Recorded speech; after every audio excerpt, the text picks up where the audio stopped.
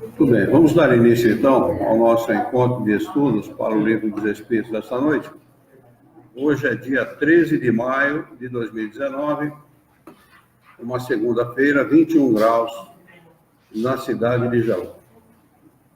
Nós estamos transmitindo o nosso encontro de estudos diretamente da Associação Jauense de Estudos Espíritas, localizada na cidade de Jaú, estado de São Paulo, Brasil.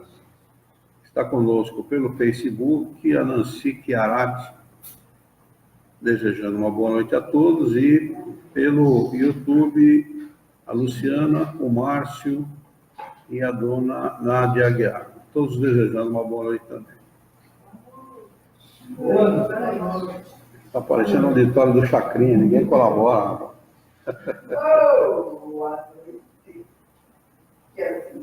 Quem não se comunica se trombiga.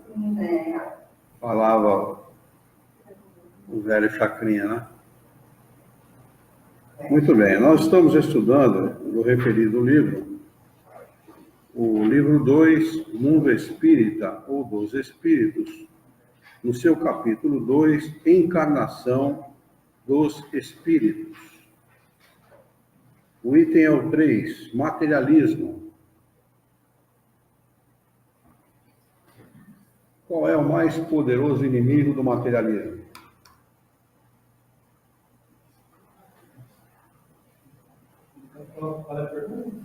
Qual é o mais poderoso inimigo do materialismo? Exatamente. É o próprio. É o espiritismo. É o mais poderoso inimigo do materialismo. E a pergunta de número 147. Kardec pergunta aos espíritos superiores o seguinte: por que os anatomistas, os fisiologistas e, em geral, os que se aprofundam nas ciências naturais são geralmente levados ao materialismo? O anatomista é aquele que estuda a estrutura dos seres, né? E os fisiologistas são aqueles que estudam o seu funcionamento. São os fisiologistas. Funcionamento orgânico, bioquímico e físico dos seres. E eles são levados ao materialismo, sem ler a resposta. Por que vocês acham? Qual seria a razão? Eu tenho uma colinha do ano passado. Tem? Sem ler a cola, hein?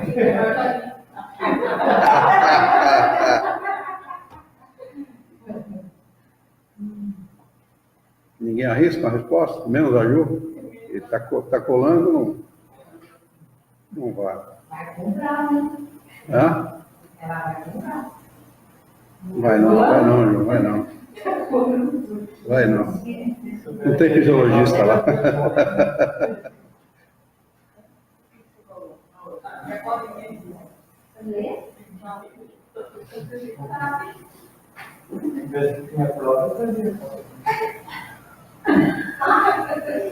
Na realidade, o que o homem sempre procurou estudando o corpo humano?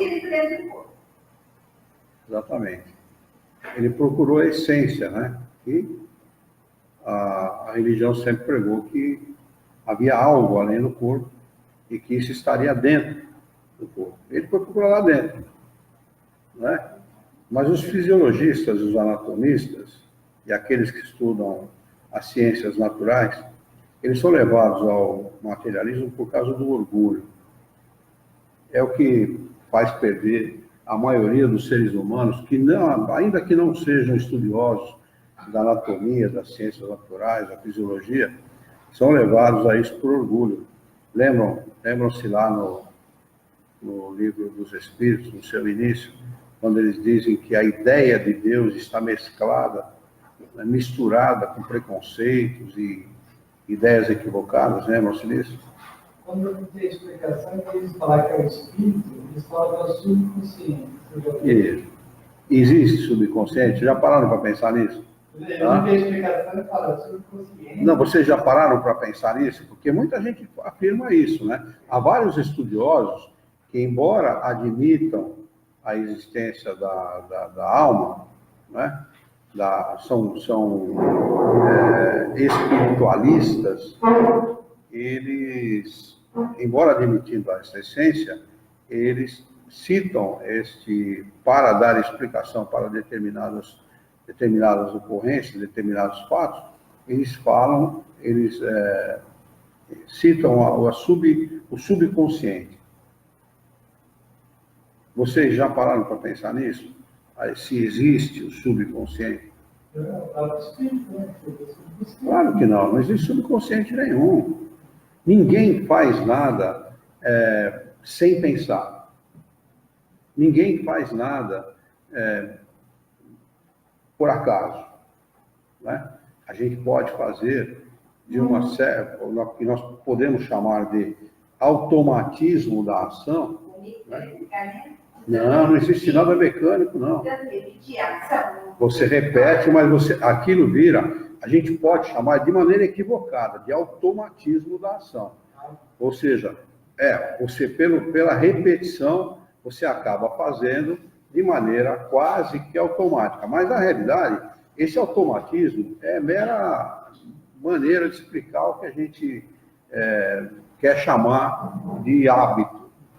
Porque para se fazer qualquer ação, o espírito precisa sim pensar. É que o pensamento é tão rápido que quando ele sabe fazer aquilo, ele faz aquilo de maneira tão rápida que se chama de automático ou de subconsciente.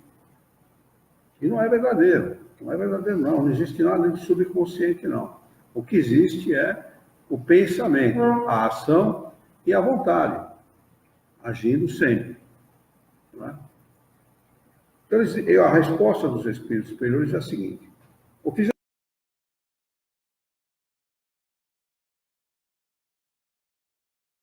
para ele, como ele estuda a estrutura física dos seres, o ser é aquilo que ele está estudando. Né? Aquilo que ele está vendo, nada mais. Né? Parece que nós estamos com um probleminha no Facebook, está tentando reconectar, viu? Quem está pelo Facebook aí, como é que está aí para você? Está normal? É porque fica um pouco de memória, né? Gravada. Está normal? Fica um pouco de memória gravada, então não para mais. Está tentando reconectar aqui. Então ele refere tudo aquilo que ele acredita naquilo que ele vê. Né? Como ele é estudioso, para ele é aquilo, ser é aquilo, fim de conversa. Orgulho dos homens que tudo creem saber, não admitindo que alguma coisa possa ultrapassar o seu entendimento. Sua própria ciência os torna presunçosos. Pensam que a natureza nada lhes pode ocultar. Questão de número 148. Não é estranho que o materialismo seja uma consequência de estudos que deveriam, ao contrário, mostrar ao homem a superioridade da inteligência que governa o mundo. Deve-se concluir que esses estudos são perigosos. E é verdade mesmo, né? O homem estudando a natureza íntima do próprio homem, né? Ou seja, o funcionamento, a estrutura desses seres em geral, e o funcionamento desses seres, ele deveria, por uma questão de lógica, atribuir isso a uma inteligência superior. O homem não é capaz de fazer, nem de reproduzir uma coisa dessa. Não é? Então, ele deveria, por uma questão de lógica, né, atribuir isso ao que deveria ser atribuído, a uma inteligência superior. Foi que sexta-feira a gente acabou falando quando a gente falou da prova filosófica da existência de Deus, né? É tão difícil para ele, é egoísta, né? Orgulho bobo. Orgulho. A Juliana, a minha filha, ela conta que na Faculdade de Medicina, Faculdade Paulista de Medicina, a Unifesp, que é uma das grandes faculdades do país, né? Uma das mais antigas, das mais tradicionais, os professores ensinam aos alunos o seguinte: vocês são deuses. A vida das pessoas está na mão de vocês, está na mão de vocês. Vocês são Deus. Você imagina, o sujeito, para entrar numa faculdade de medicina, ele precisa ter uma certa condição financeira, não é qualquer um. A não ser que o sujeito trabalhe, o pai e a mãe trabalhem que nem louco para manter um sujeito numa faculdade como aquela, que tem livro que custa R$1.000, R$800, mais de R$1.000, né? Não é para qualquer um. Aí o cara ele já é presunçoso por natureza, porque ele se acha melhor que os outros, né? Primeiro porque é menino, né? São crianças ainda, e ainda não tem a maturidade que você vai adquirir ao longo da vida. Aí chega um cara e fala, vocês são deuses, vocês estão estudando medicina, vocês são deuses.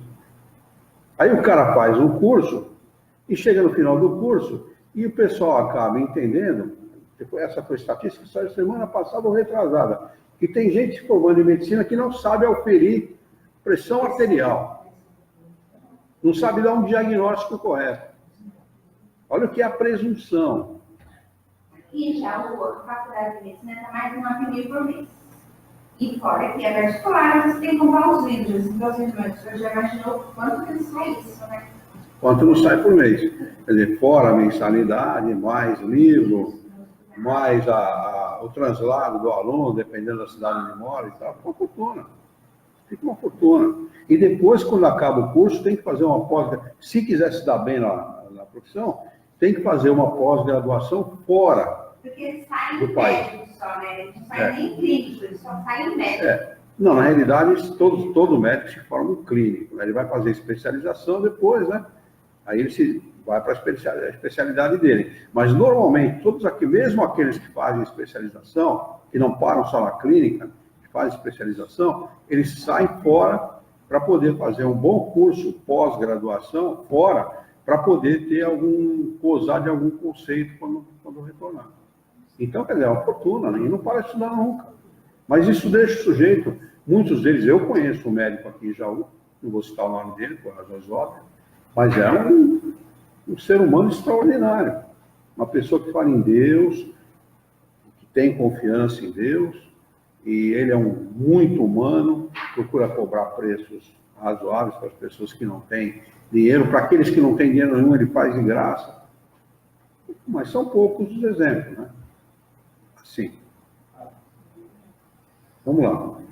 Seguindo aqui na resposta dos espíritos, ele diz assim, não é estranho que o materialismo seja uma consequência, aliás, a pergunta de Kardec, né? Seja uma consequência de estudos que deveriam, ao contrário, mostrar ao homem a superioridade da inteligência que governa o mundo.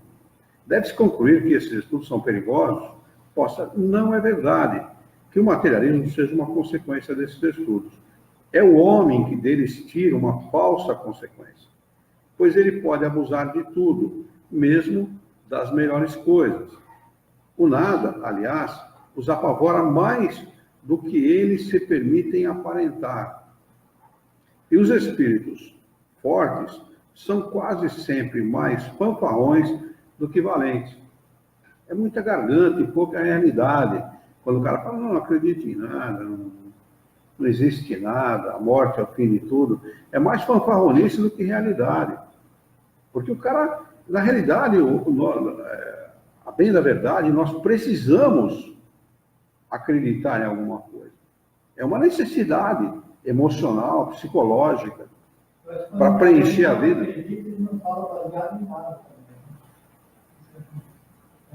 Eu sou ateu graças a Deus. Você põe uma ação falando aqui, que é ação? Não é coisa material, né? Não pode explicar. Verdade. Olha, sexta-feira, aquela resposta que eu dei pro Caio, da prova da existência filosófica de Deus, aquilo mexeu com ele em barbaridade, porque ele não esperava aquela resposta. Entendeu? E as pessoas não pensam nisso. E é uma coisa simples e lógica. É simples e lógica. E outra coisa, naquela resposta não entrou nada de religião. É filosofia pura. Não entrou absolutamente nada de religião. Você não pode atribuir aquela resposta à doutrina espírita. É uma resposta que qualquer filósofo poderia ter dado. Foi dado por um espírito. É uma resposta para descobrimento. Quem não sabe? A Dani. Não? Kardec, isso está em vários livros, eu não sei se nesse aqui tem, deixa eu ver. Deixa eu ver se tem aqui. Vários livros de Kardec tem, no início, esta resposta. Esse aqui não tem. Deixa eu ver se nesse outro aqui, nessa edição mais nova, tem. Mas vários deles tem. Não também. Ele diz assim: a todo efeito corresponde uma causa. Até aí, qualquer um é capaz de entender uma coisa dessa. Não dá para dizer que o efeito não tem como origem uma causa. Então, a todo efeito corresponde uma causa. A todo efeito inteligente corresponde uma causa igualmente inteligente. Se o efeito é inteligente, a causa tem que ser inteligente. Não é? A grandeza da causa está na proporção da grandeza do efeito. Ele fala com outras palavras que eu não estou me lembrando agora, mas é isso. Da potência da causa está na grandeza do efeito. É isso, é essa palavra que ele usa. Falou em religião, falou no nome de Deus, falou nada. Apenas provou que existe uma inteligência superior e que não está na capacidade do homem criar coisas que ele próprio visualiza. Ele próprio visualiza essas coisas. Não é? Pega lá eu dei o exemplo de uma nebulosa na sexta-feira. Né? Se eu não me engano, dentro das nebulosas estão contidas as galáxias, não é isso? Tem várias galáxias, ou pelo menos uma galáxia dentro de uma nebulosa. A gente vê, a gente sabe o que é, e a gente sabe que ela existe, ela está lá. Se eu não me engano, existem 100 bilhões de galáxias. O mesmo número de estrelas conhecidas pelo homem. Parece que existem mais já atribuíram um número maior a isso. Tá bom. Aí diz para mim quem fez, como é que elas são, como é que elas mantêm o seu equilíbrio, né?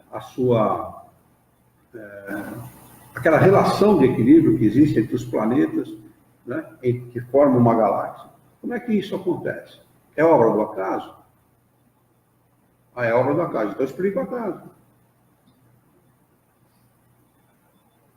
Está provado pelas leis da probabilidade que o acaso não existe. É só pegar lá a lei das probabilidades, o acaso não existe. A lei das probabilidades, eu não vou saber repetir agora, eu li isso várias vezes já, mas não memorizei. Ju, diz para mim como é que está o vídeo aí pelo Facebook. A Juliana Thaís, minha filha, entrou. E para mim aqui está tentando reconectar, mas eu não sei. Vem, por favor, responde para mim. Ele fala lá que para qualquer coisa que você queira fazer, existe uma probabilidade. E pela lei da probabilidade, aquilo vai se repetir a não sei quantas vezes, mas vai se repetir. Se vai se repetir, se uma coisa, por exemplo, se você pegar 10 bolinhas, de 1 a 10, colocar dentro de um saco e tentar sempre tirar a bola de número 10, por exemplo, a probabilidade disso acontecer é 1 em 1 milhão e não sei quanto. Mas esta 1 em 1 milhão e não sei quanto, ela vai se repetir. O que prova que não existe o acaso. Entenderam o raciocínio? Quer dizer, o acaso não existe. Ela vai se repetir. No momento, ela vai se repetir. Então, está descartada a possibilidade das coisas existirem por acaso. Isso é muito interessante porque leva a pessoa à reflexão. Né? As pessoas precisam refletir. Elas não precisam acreditar. Elas precisam saber porque acreditam. Né? A fé tem que ser raciocinada. Kardec estava justíssimo nisso, quando ele prega isso, ele estava justíssimo nisso. Né? A pessoa não tem que crer, não. Ela tem que continuar até. Se ela for até, ela tem que continuar até. Mas não burra. Até tudo bem, tá certo, tem que ser. Não acredita? Não acredita, não é para acreditar mesmo. Né? Mas tenha a cabeça aberta, não seja preconceituosa. Raciocine, reflita a respeito das coisas. E se depois de toda a reflexão, e se depois de todo o pensamento que chegar até você, você continuar sendo ateu, eu tiro meu chapéu para você, porque não há a menor possibilidade. E se você buscar a resposta, você continuará no tempo. No tempo de Jesus, o ateísmo era muito maior do que é hoje. Muito maior. Não é? O ateísmo era tão grande que a maior parte do povo daquela época tinha vários deuses. O Deus não era único. Eles eram, o entendimento era tão falseado, era tão contaminado por preconceito, que eles entendiam, eles pensavam que um Deus só não era capaz de realizar todas as coisas. Você precisava de um Deus para cada coisa, um Deus para a colheita, um Deus para o plantio, um Deus para a chuva, um Deus para o sol, um Deus para o vinho, né? Um Deus para a água, um Deus para cada coisa. E você tinha que agradar aquele Deus da guerra, você tinha que agradar aquele Deus para poder ganhar a batalha ou a guerra. Né? Olha quanto estava contaminado, né? Eivado de orgulho, de preconceito, de pensamentos equivocados na época de Jesus. E não se passaram. Se você for pensar em termos de mudança do pensamento, 2000 anos é quase nada. O homem em 2000 anos muda muito pouco a sua maneira de pensar. Muda, mas não muda muito pouco, nem radicalmente. Tanto isso é verdade, que hoje se dá a mesma importância para a Bíblia do que se dá para o Evangelho de Jesus. E a reflexão o Evangelho de Jesus está no mesmo nível da Bíblia? Absolutamente, ele é muito mais avançado do que a Bíblia. Muito, infinitamente mais avançado em todas as coisas. Ele veio trazer revelações que Moisés não trouxe. Aliás, as revelações de Moisés se resumem aos 10 mandamentos.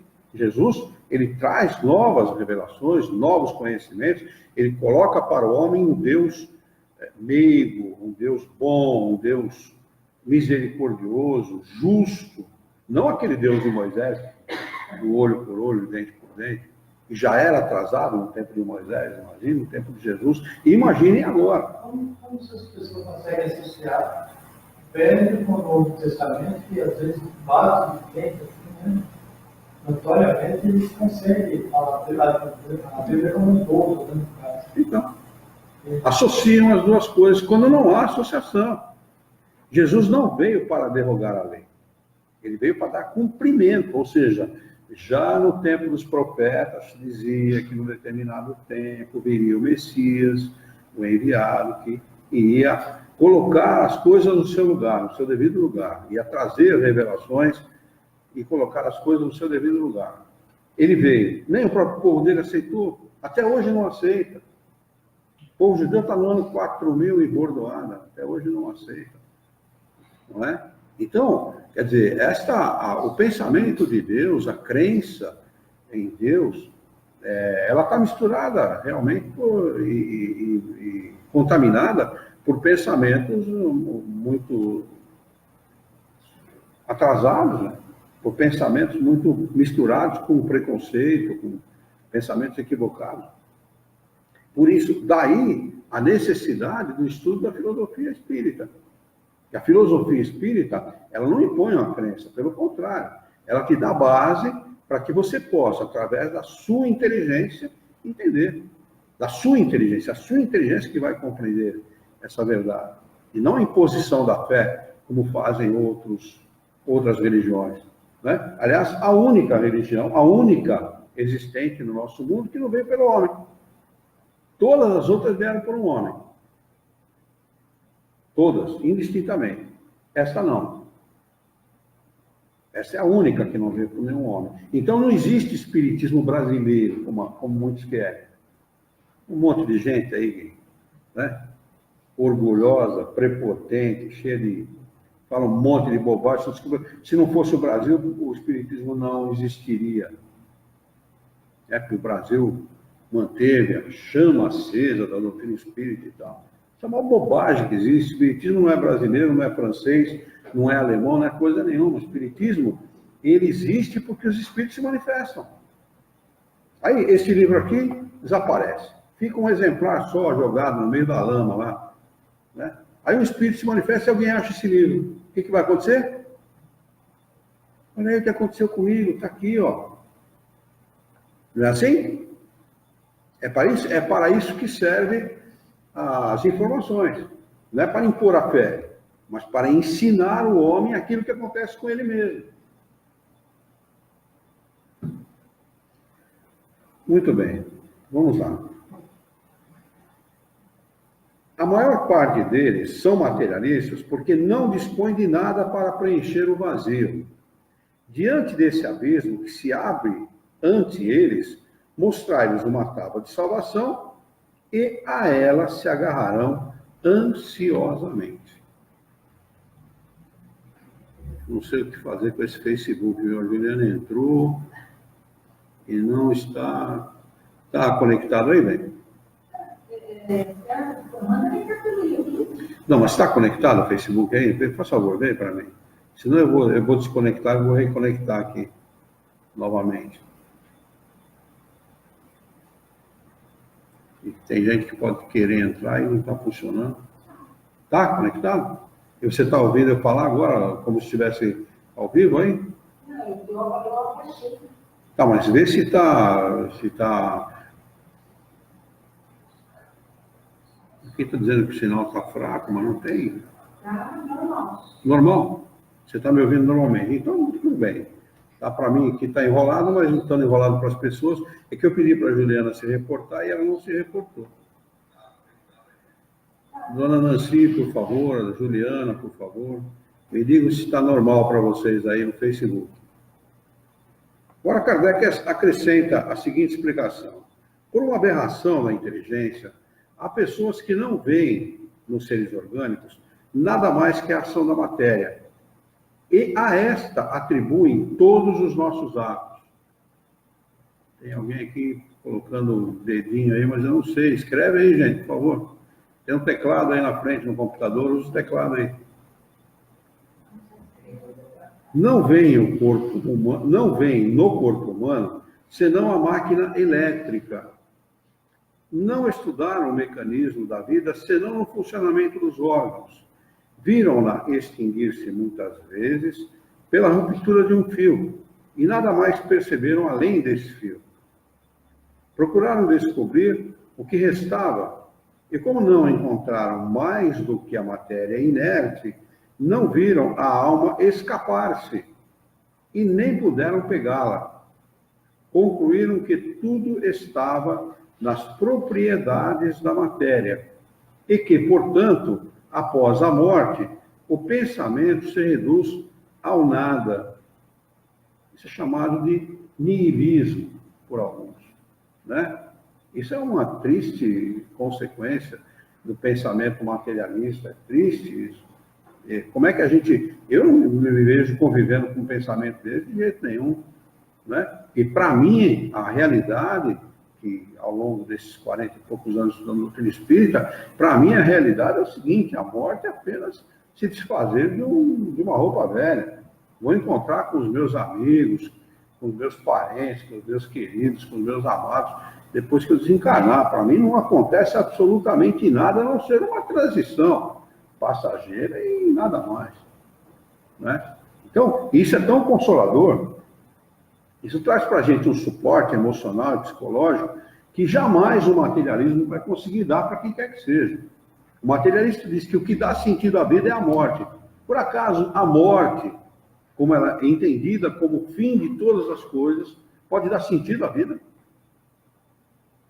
E o amor que você tem por aqueles que você ama, pela sua família, e toda a sua dedicação, todo o seu esforço em conquistar bens, em conquistar saúde, em conquistar conforto, em conquistar todas as coisas para aqueles que você ama, fica onde? Qual que é o sentido disso? E o sentido do amor, né? De todo o carinho, de todo o respeito que você tem por uma pessoa, né? Todo o trabalho do seu pai, da sua mãe por você, a dedicação, né? Os dias de amargura, de tristeza, de sofrimento. Quantas vezes eu acordei com a minha mãe na minha cabeceira, né? Tomando conta, eu estava com dor de ouvido, eu era molequinho, garoto ainda, uma dor de ouvido muito forte. E acordei com ela uma noite inteira, na beira da minha cama. E isso? Não vale nada? Não tem sentido nenhum? Faz parte da vida? É apenas isso? Não é?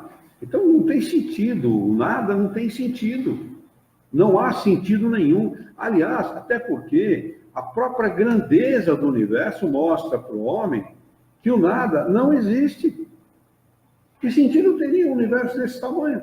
Se o único planetinha sem vergonha, como é o nosso, fosse habitado por seres humanos ignorantes, por seres que são capazes de prejudicar o outro ser humano por qualquer coisinha, tomar a vida do outro para poder tomar os seus bens. Que sentido tem isso? É só refletir um pouco, né? O cara não precisa ser nem muito inteligente e nem gastar muito neurônio, né? Para poder chegar a uma dedução lógica. Mas, como o livre-arbítrio é uma lei, é permitido a todos, o homem pode abusar até do sentido das coisas. Né?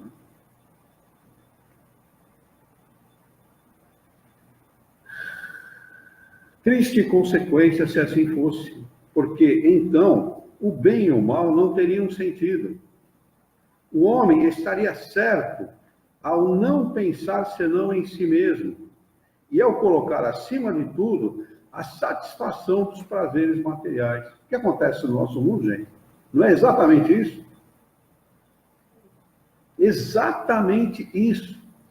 O materialismo é o pensamento mais perverso que alguém pode ter. Porque o resultado é esse. Ele dedicar-se a viver única e exclusivamente para si. Para mais nada. Eu começava a fazer perguntas para as pessoas, para ela entender, falando, se fosse com você, ao invés, para começar a entender o que gostaria disso, aí a pessoa fica entendendo, refletir um pouco, se ela acha que é certo aqui, se fizesse com você. Exatamente. Porque é difícil, né, botar na cabeça das pessoas que tudo havia errado, você tem que fazer de alguma forma ela entender, falar, se fizesse com você, então eu gostaria, Isso seria solucionado com facilidade se o homem descobrisse que ele era um ser imortal. Se a maioria das pessoas descobrissem que são seres imortais, não é? Que a morte não existe e que existe uma coisa chamada retorno, ou seja, ele vai ter e reencarnar outra vez e arcar com a responsabilidade de todos os seus atos, bons ou maus, ele pensaria muito antes de... pensaria muito em pensar desse jeito. Não precisa nem agir desse jeito, né? Em pensar assim. Porque pensar assim é agir assim. Não é? Que exemplo dá uma pessoa dessa? Eu lembro uma vez na Copa da Suíça, se não me falha a memória. Teve uma Copa na Suíça, não teve? Suécia. E são perto dos países, se eu não me engano. Não é muito longe. Então tinha um grupo de brasileiros hospedados na Suíça. E mostrou no Facebook, eu recebi um filmetezinho pelo Facebook, um grupo de homens, né? 40, 50, 20, 30, era 7 ou 8 homens que estavam hospedados juntos, eles foram por conta própria assistir a Copa. Então, 2 estavam caminhando na cidade, fazendo um turismo lá pelo centro da cidade. Cidadezinha desse tamanho de... não sei bem o nome da cidade, lá falou o nome. E ele vai atravessar a rua, um falava um pouco da língua do país, o outro não falava nada. O sujeito vai me atravessar e uma mulher, uma senhora de idade, de uma certa idade já, começa a gritar com ele, a berrar com ele, dar bronca nele. Ele falou, pô, irmão, o que ela está falando? Ela está falando para você deixar de ser burro. E tem a faixa está do seu lado. Atravesse na faixa, que você vai estar em segurança, porque os carros aqui todos param quando a pessoa está na faixa. E além disso, que exemplo você está dando para as crianças que estão vendo você atravessar fora da faixa? O cara ficou com uma vergonha, brasileiro, ficou com uma vergonha e falou para ele pedir desculpa para a senhora. Paraíba também é assim. Paraíba é. Por poucos estados que são assim. E olha, agora, né? Paraíba é assim agora. Porque há muito pouco tempo atrás, era que nem Nova York. Eu perguntei para um sujeito que morava em Nova York, Isso na década de 70, 73, por aí. Eu perguntei para ele, falava um pouco de inglês na época, eu perguntei para ele, lá em Nova York, os caras se atravessam na faixa, o pessoal para, ele falou, para em cima do pedestre. Era tão ruim quanto aqui, Nova York, pelo menos por o que ele morava lá, foi o que ele me falou. Minha sobrinha foi há uns 3 anos na hora estudar. O metrô é pior do que você imagina, de São Paulo. São Paulo é limpíssimo perto do metrô. É porque o metrô lá é muito antigo, né? O metrô lá é bastante antigo. São porcos, né? É. São sim. Nova York. E a Leite, quando foi para Barcelona, também ficou gozando. Você sabe qual é o metrô mais bonito, mais limpo do mundo? Alguém sabe? Não. O da Rússia. O da Rússia. É o mais bonito, o mais bem elaborado e o mais limpo do mundo. Estações são coisas, já viu? Estações são coisas lindas. Foi construído por Stalin, né? O Stalin quis fazer uma coisa para mostrar para o mundo, né? Uma obra de arte, né? Então todas as estações são como obras de arte, feitas especialmente. Mas vamos lá, seguindo aqui o nosso raciocínio, o nosso estudo também.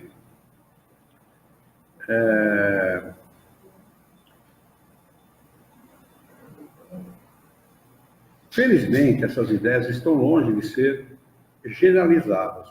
Pode-se mesmo dizer que estão muito circunscritas, localizadas, né? Não constituindo mais do que opiniões individuais, porque, em parte alguma, foram erigidas em doutrina.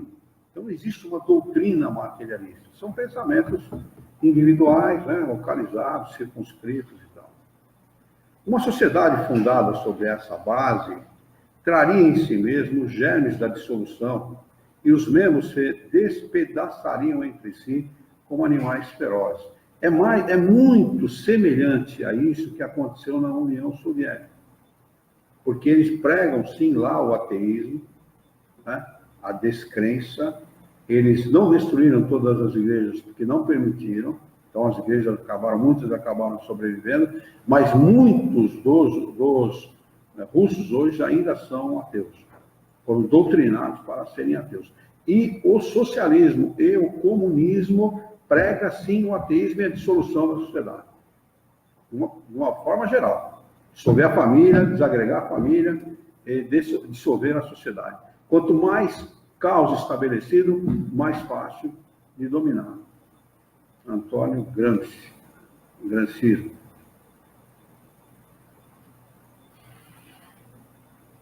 O homem tem instintivamente a convicção, pensamento íntimo, a convicção de que tudo não se acaba para ele com a vida. Isso é instintivo mesmo. Ele não tem necessidade de ser espírita para isso, não. Qualquer homem tem esse pensamento.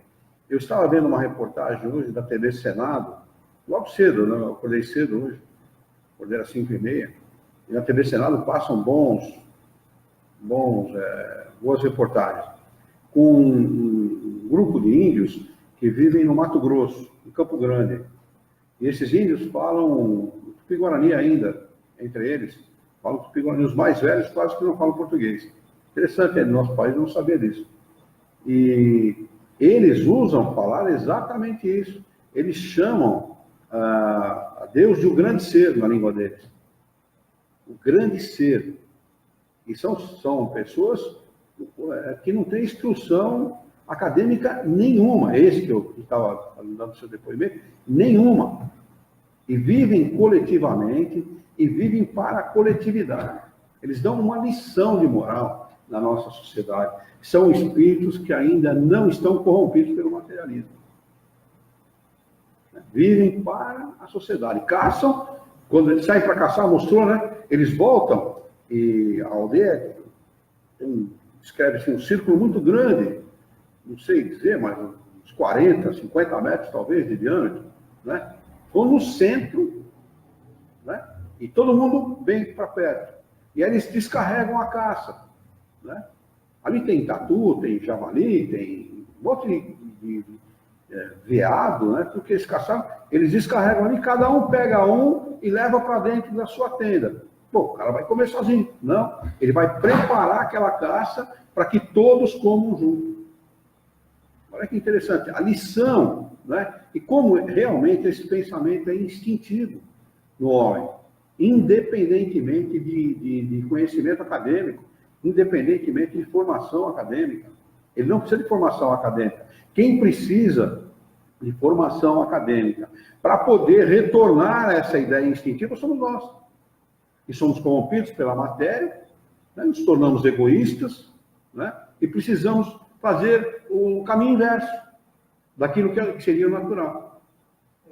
Vai sair dali para o nosso objetivo, vai piorar. Não, mas ele vai piorar.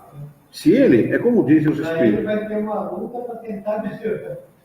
Para melhorar. É como dizem os espíritos, né? O homem, ele que decide o caminho que ele vai percorrer. Há espíritos que decidem pelo caminho do bem e percorrem mais rapidamente a sua jornada para a evolução. Não está aqui, não lemos o capítulo anterior aqui. E aqueles que decidem por outros caminhos e vão demorar mais, né? Esses que decidem pelo caminho mais longo são exatamente esses que tornam os materialistas. E como eu falei sexta-feira, a grande maioria, não existe grande maioria, a maioria por si já é grande, né? Mas a maioria encarnados aqui na Terra são exilados de outros planetas. Espíritos que não tinham condição de viver em sociedade, que são planetas mais adiantados, e foram isolados, exilados em planetas como o nosso, para poder aprender a ser mais humildes, a conviver em sociedade, a ser mais honestos, enfim, se desvencilhar desse materialismo estúpido, né? Que o ser humano adquire, porque acha que as coisas têm mais valor que o ser humano, né? Ele deixa de ser simples para ser ignorante, deve ser ignorante um bom tempo até ser visto. Na realidade, ele se sofistica, mas ele se sofistica mais em intelectualidade que em moralidade. Então, quando ele desenvolve a intelectualidade, o que ele faz? Ele aprende que ele pode dominar o outro e que pode tirar vantagens disso. Esse é o problema. Aí ele domina o outro, tira vantagem e fica sozinho na parada, gozando as coisas sozinho, isoladamente. Quando o muro de Berlim caiu, 94, 96, não lembro agora, a União Soviética logo em seguida se dissolveu, né? Ficou isolada, com a Rússia só, e vários países que eram ligados à União Soviética deixaram de ser e tal. Aí naquela época, eu não lembro quem estava no poder, se era o Gorbachev, ou quem estava no poder, saiu para entrar um outro lá. Aquele que tinha mancha lá. Até o gordo brincava com aquela mancha. Eu sei que começaram a mostrar a casa dos mandatários da União Soviética, da ex-União Soviética. Casa que tinha, naquela época, cinema particular. Se imagine uma casa de um grande capitalista americano, uma dessas mansões de Beverly Hills e tal, era aquele tipo. Quer dizer, miséria e trabalho para o povo. Né? E bem-estar e conforto para mim e para aqueles que eu gosto, para minha família, os apaniguados do poder. Ou seja, é uma grande ilusão essa história de igualdade, né, social. Isso não existe, não vai existir nunca. Isso é uma falácia, é uma utopia. Não vai existir nunca, até porque cada homem, ele é mais empreendedor, ele tem mais vontade, ele se dedica mais. Não dá para ser igual. Simplesmente isso. Mas é muito interessante isso, né? O cara desenvolve intelectualmente e acaba usando essa inteligência, ao invés de usar em benefício de todos, em benefício próprio. Vamos lá. O homem tem instintivamente a convicção de que tudo não se acaba para ele com a vida. Tem horror ao nada. E é em vão que se obstina contra a ideia da vida futura. E quando chega o momento supremo, são poucos os que não perguntam o que deles vai ser, porque a ideia de deixar a vida para sempre tem qualquer coisa de pungente. É verdade mesmo, né? Cara, eu não vou falar o nome dele aqui, até porque tenho até pena daquele sujeito, mas um sujeito bastante conhecido no Brasil morreu, desencarnou, pedindo encarecidamente para o médico não deixá-lo desencarnar. Ou eu vou usar a linguagem dele. Morreu pedindo para o médico desesperadamente não deixá-lo morrer. E era dinheiro e poder para aquele cara. Quem poderia, com efeito, encarar com indiferença a separação absoluta e eterna de tudo que ama? Quem poderia viver sem terror? Abrir-se à sua frente o imenso abismo do nada, pronto a tragar para sempre todas as nossas faculdades, todas as nossas esperanças, e, ao mesmo tempo, dizer: qual? Depois de mim, nada, nada, nada mais que o nada. Tudo se apagará da memória dos que sobreviverem a mim. Dentro em breve, nenhum traço haverá da minha passagem pela terra. O bem mesmo que eu fiz será esquecido pelos ingratos a que servi. E nada para compensar tudo isso, nenhuma perspectiva, a não ser a do meu corpo devorado pelos vermes. Este quadro não tem qualquer coisa de horroroso e de glacial. A religião nos ensina que não pode ser assim, e a razão o confirma.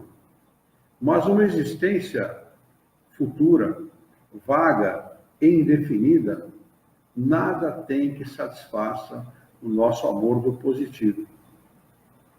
E é isso que, para muitos, engendra a dúvida, constrói, né? Está certo que tenhamos uma alma, mas o que é a nossa alma? Tem ela uma forma, alguma aparência? É um ser limitado ou indefinido? Dizem alguns que é um sopro de Deus, outros que é uma centelha, outros uma parte do grande todo, o princípio da vida e da inteligência. Mas o que é que tudo isso nos oferece? Que nos importa ter uma alma se depois da morte ela se confunde com a imensidade como gotas d'água, como as gotas d'água no oceano? A perda da nossa individualidade não é para nós o mesmo que o nada? Disse ainda que ela é imaterial. Mas uma coisa imaterial não pode ter proporções definidas e para nós equivale ao nada. A religião nos ensina também que seremos felizes ou desgraçados segundo o bem ou o mal que tenhamos feito. Mas qual é esse bem que nos espera no seio de Deus?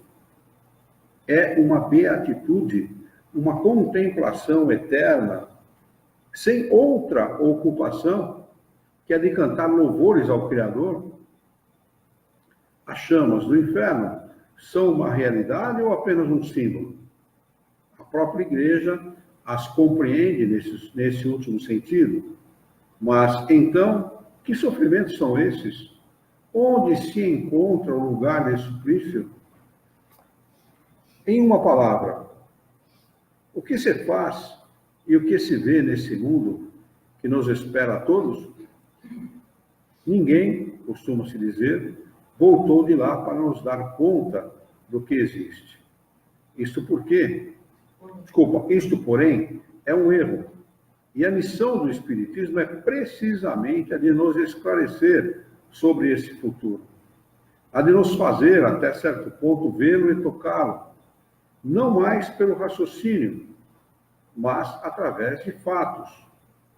Graças às comunicações espíritas, isto não é mais uma presunção, uma probabilidade sobre a qual cada um pinta à vontade, que os poetas embelezam com suas ficções, ou enfeitam de imagens alegóricas que nos seduzem.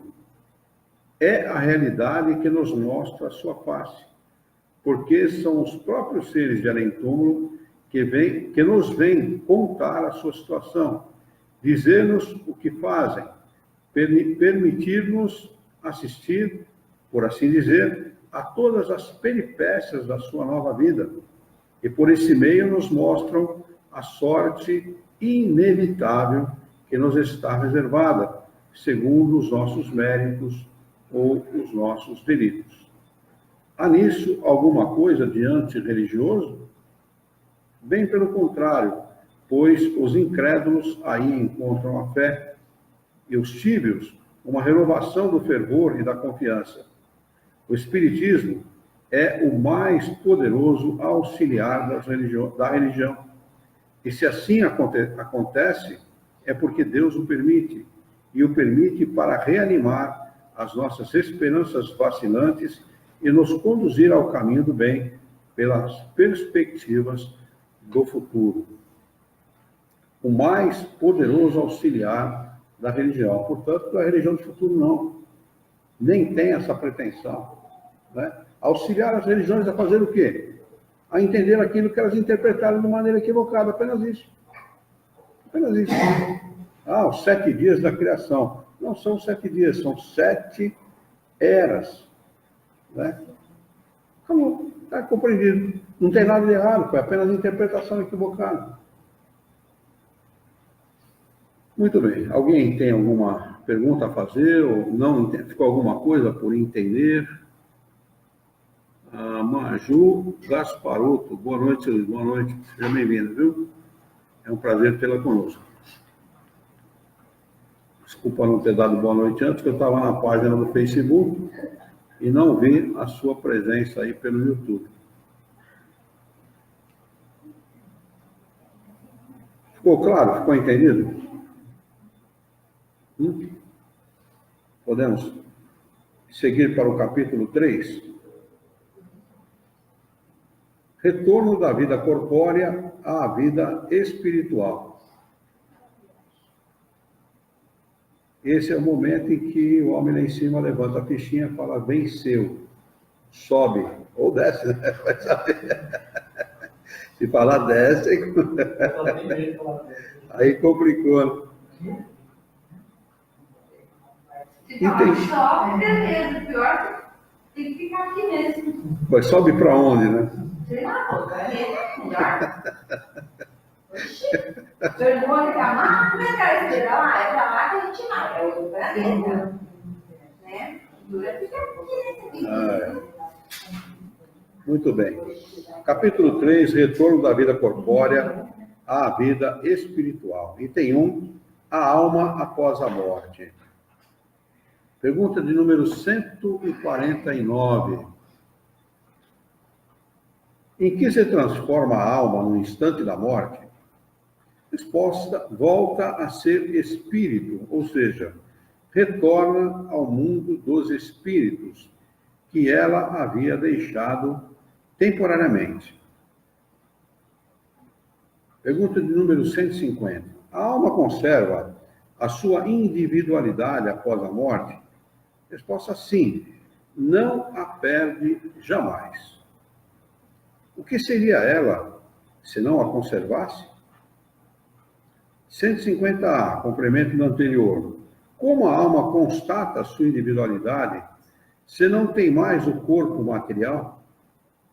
Resposta: tem um fluido, que também é matéria, que lhe é próprio, que tira da atmosfera do seu planeta e que representa a sua aparência, que representa a aparência da sua última encarnação. Este corpo fluídico tem o nome de perispírito, ou seja, seu perispírito. Então, este corpo fluídico tem a aparência da sua última encarnação. 150B, que é o complemento da 150A e da 150. Pergunta: a alma não leva nada deste mundo? Depende. Se tiver um cofre, ela conseguir carregar, né? Mas não leva, não. Olha, a resposta é: nada mais que a lembrança e o desejo de ir para um mundo melhor. Essa lembrança é cheia de doçura ou de amargor, segundo o emprego que tenha dado a vida. Quanto mais pura para ela for, mais compreenderá a futilidade daquilo que deixou na terra. Quem lamenta um Fusquinha se pode entrar num Mustang, né? É a mesma coisa, né? Aliás, muito mal comparado, né? Muito melhor que isso. Questão de número 151. Que pensar da opinião de que a alma após a morte retorna ao todo universal? Resposta: o conjunto dos espíritos não constitui um todo? Se for visto sob esse ponto de vista, é verdadeiro, não tem problema nenhum. Quando estás numa assembleia, fazes parte da mesma, e não obstante conservas a tua individualidade. Comparação perfeita, né? De fácil entendimento. Mas é que alguns quiseram dar um outro sentido a essa afirmação, dizendo que nós, quando encarnamos, somos parte de um todo e, ao desencarnar, retornamos para esse todo. Aí a gente perde a individualidade. Né? Questão de número 152. Que provas podemos ter da individualidade da alma após a morte? Resposta: não tendes esta prova pelas comunicações que obtendes? Se não estiverdes cegos, vereis. E se não estiverdes surdos, ouvireis, pois frequentemente uma voz fala e vos revela a existência de um ser que está ao vosso redor. É mais fácil até explicar assim. Você não sonha com seus parentes desencarnados? Sonha. E como eles estão no sonho? Da mesma maneira que eram quando encarnados ou diferentes? Ah, da mesma maneira. Então, ilusão, preocupação. Se você for materialista, você pode dizer, não, apenas uma ilusão. Né? Mas se você for espiritualista ou espírita, você vai dizer, não, eu me encontrei, não é, com aqueles que eu amo durante o sono. Então, é a prova da conservação da individualidade dos espíritos. Kardec acrescenta a seguinte explicação. Os que pensam que a alma, com a morte, volta ao todo universal, estão errados, se por isso entendem que ela perde a sua individualidade, como uma gota d'água que caísse no oceano. Estarão certos, entretanto, se entenderem pelo todo universal o conjunto dos seres incorpóreos, de que a alma ou espírito é um elemento. Se as almas se confundissem no todo, não teriam senão as qualidades do conjunto, e nada as distinguiria entre si. É mais uma prova da individualidade, né? Tem um japonesinho recebi no Facebook tocando Beethoven ou Bach, né? Um chinesinho de 4, 5, 6 anos de idade. Eu não sei nem chegar perto do piano, todo mundo sem abrir a tampa das teclas. Né? Como é que pode, né? Como é que é essa capacidade, privilégio? Como é que se explica, né? Explique isso satisfatoriamente. Né? Se é um privilégio, por que existem outros que fazem a mesma coisa? Né? E por que outros que não fazem a mesma coisa que aquele faz outras que aquele não faz? Né? Tem outras aptidões que aquele que toca o piano não tem. Então Deus aquinhou o sujeito para tocar piano, como é que ele vai fazer? Só sabe fazer aquilo? Não, ele se desenvolveu naquela arte, em outras encarnações, e vem dar o seu testemunho, né? De que ele é uma alma desenvolvida, um espírito desenvolvido naquela área. Uma prova da individualidade. A inteligência inata, né, por exemplo, dos espíritos, né? Quantas crianças hoje demonstram essa inteligência, né? Inteligência Aliás, a sua sobrinha, extraordinária.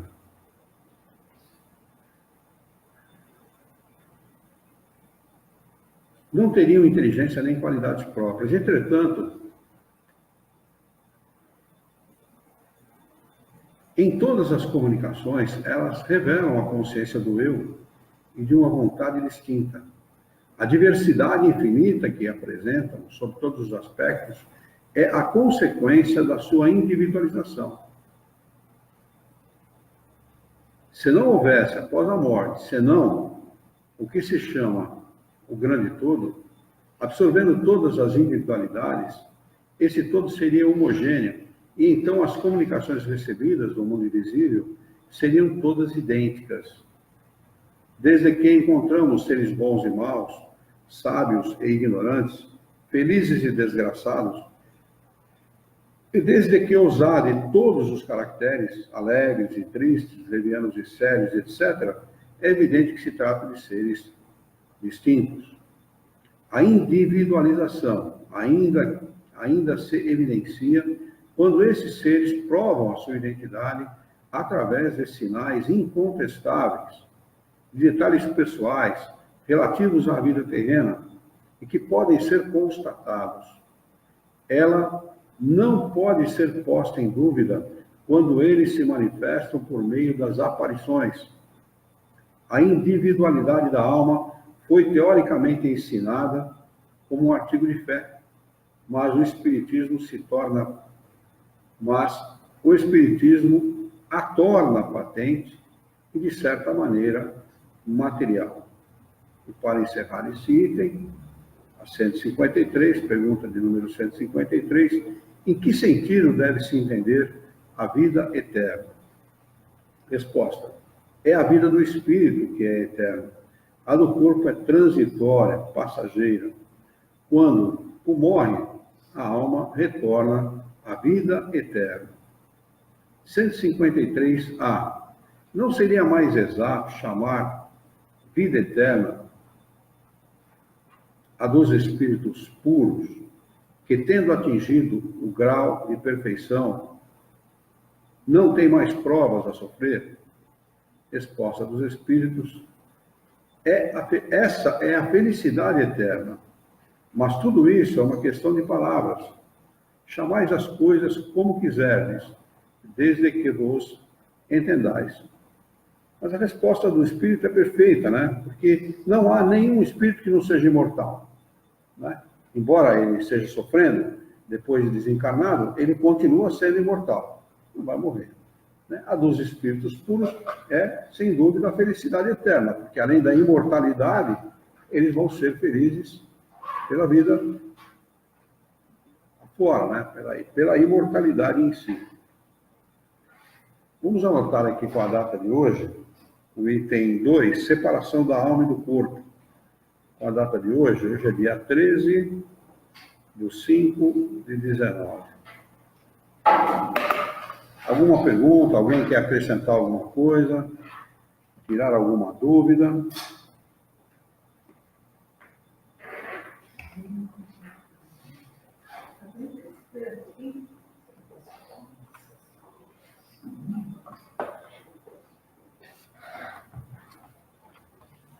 Não?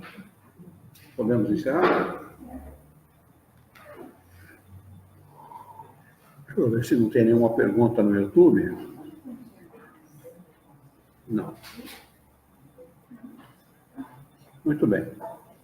Vamos então elevar o nosso pensamento, mentalizar a figura excelsa e amiga de Jesus, nosso mestre, nosso modelo e guia da humanidade, e juntos com Jesus nos dirigir ao Criador, ao Senhor da vida, fonte inesgotável de paz, de amor, de bondade, de misericórdia e justiça, para agradecê-lo muito pela oportunidade de aqui estarmos reunidos em seu nome, para discutirmos as questões propostas pelo Livro dos Espíritos dessa noite. Queira a vossa bondade, o vosso amor, a vossa misericórdia, que tenhamos bom ânimo, coragem, determinação, ideias renovadas, alegria de viver e muito entusiasmo para que nós possamos trabalhar, sermos úteis à sociedade em que vivemos e, desta forma, possamos dignificar a vida. Auxilia-nos ainda, Senhor, a honrar a própria existência por um profundo e sincero respeito pelo nosso próximo. Em teu nome, em nome de Jesus, em nome dos bons espíritos, em nome do nosso diretor espiritual e de sua equipe, nós declaramos encerrado o nosso encontro de estudos esta noite, e que assim seja.